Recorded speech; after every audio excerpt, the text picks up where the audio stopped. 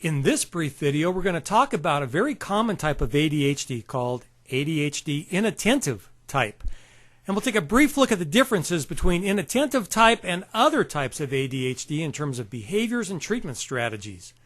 Now, there are different types or styles of ADHD, and one of them is inattentive ADHD. Around here, we call this Winnie the Pooh type of ADHD because though Pooh Bear is lovable and loyal and kind, well, he's also inattentive and sluggish and slow-moving and unmotivated, and seems like his head is in the clouds all the time.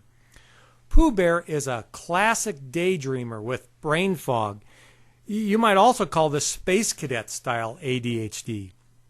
People with this type of ADHD they're easily distracted, have short attention spans to a task that's not interesting or is hard.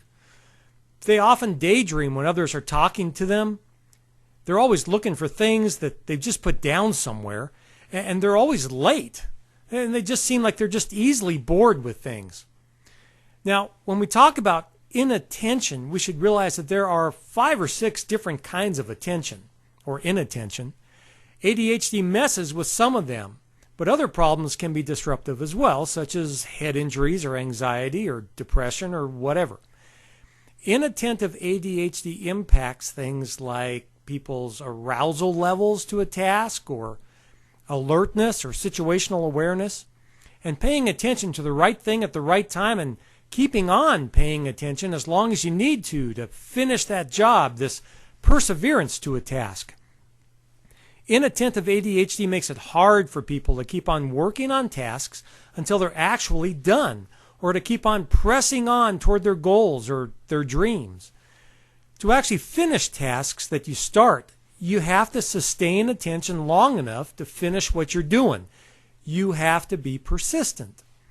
Now, this type of ADHD inhibits this ability to sustain attention until the goals are achieved.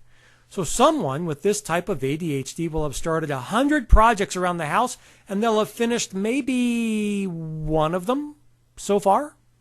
Maybe not. And one of the reasons for this is that this type of ADHD makes people easily distracted. They see something and they have to get up and go look at it. They have to check their cell phone 100 times when they should be doing their homework. And once distracted, even slightly, it's really hard to get back into whatever they were working on before. We call the ability to keep things in mind as you work toward a goal working memory. Now, this is different from either long-term memory or short-term memory. Working memory is all about keeping things in mind so that you can work on a project and actually finish the project.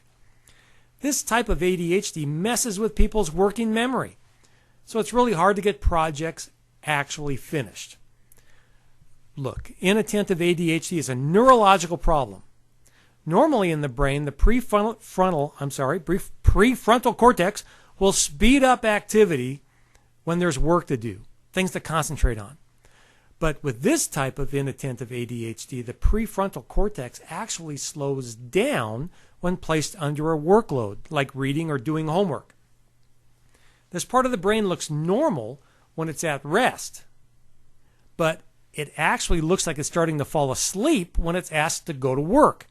This makes it very hard to pay attention to schoolwork or to get homework done or listen to the teacher or clean your room or so on. I've seen this hundreds of times with subjects on an EEG. We wire them up, we look at their brainwave activity. When at rest, the brainwave activity is pretty normal. But once the subject is asked to read or to do a math worksheet, the subject's brainwave activity begins to look like they're falling asleep, and many of them do.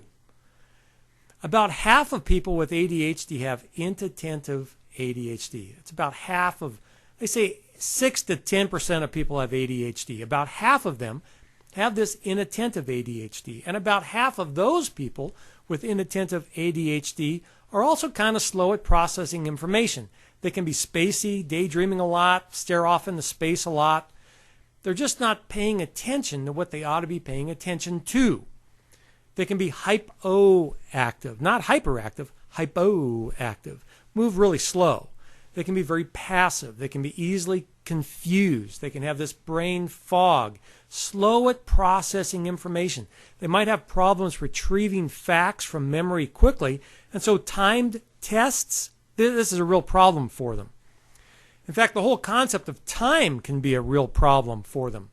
Those with this kind of inattentive ADHD can be so caught up in the moment, living in the present, living for today, that they can forget about the future. They value the now a lot more than what will happen in the future or what happened in the past. They also tend to make a lot of mistakes on schoolwork, simple errors of accuracy. They will never be CPAs. It's a problem, especially with math tests and homework.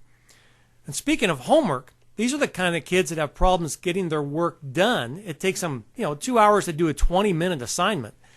And then they lose it before they get it turned into the teacher. Well, here's my hint. They stuffed it in their desks. This type of ADHD is not so much a disorder of knowing what to do. It's really a disorder of actually doing what you know. Their problem is getting the job done and getting it done on time. Their problem is doing what actually matters in time for it to make a difference. These inattentive ADHD kids are usually not impulsive or hyperactive, but just the opposite. In fact, these kids, these teenagers, these adults, are more prone to having anxiety or depression than impulsivity problems or aggression. These inattentive or kids with slower cognitive processing speed